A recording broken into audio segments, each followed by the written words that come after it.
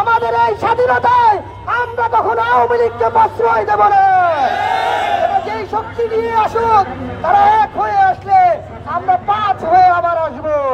মোহাম্মদপুরে 20 থেকে 30 জন শহীদ হয়েছে।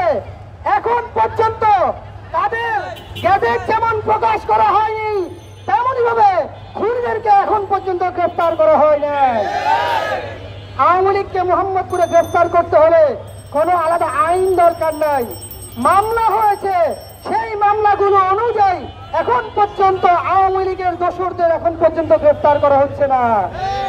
যে ছাত্র জনতা মোহাম্মদপুর থেকে সেই সন্ত্রাসী চাঁদাবাজ বাহিনী যাদেরকে বিতাড়িত করেছে, সেই ছাত্র জনতা আগামী দিনে ঐক্যবদ্ধভাবে তাদের বিচার কিন্তু নিশ্চিত করবে।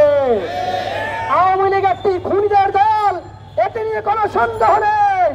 কারণ এই আওয়ামী লীগ 2009 সালে আমার দেশপ্রেমিক সেনাবাহিনীদের হত্যা করেছে। 2013 সালে নিরীহ আলেম ওলামা মাদ্রাসার ছাত্রদের হত্যা করেছে।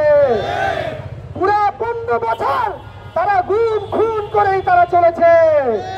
এই আওয়ামী লীগ বিএনপির প্রবীণ নেতা ইলিয়াস হুসাইনের মতো নেতাদের তারা গুম করেছে। তাদেরকে তারা হত্যা করে জবাই করে তাদেরকে সাগরে ভেসিয়ে দিয়েছে। সেই আওয়ামী লীগকে কিভাবে এখন রাজনৈতিক দলগুলো আবার পুনর্বাসনের চিন্তা করে আমাদের মাথায় আসে না।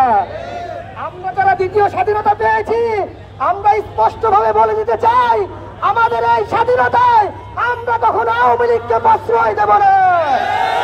যেই শক্তি নিয়ে আসুক, তারা এক হয়ে আসলে আমরা 5 হয়ে আবার আসবো।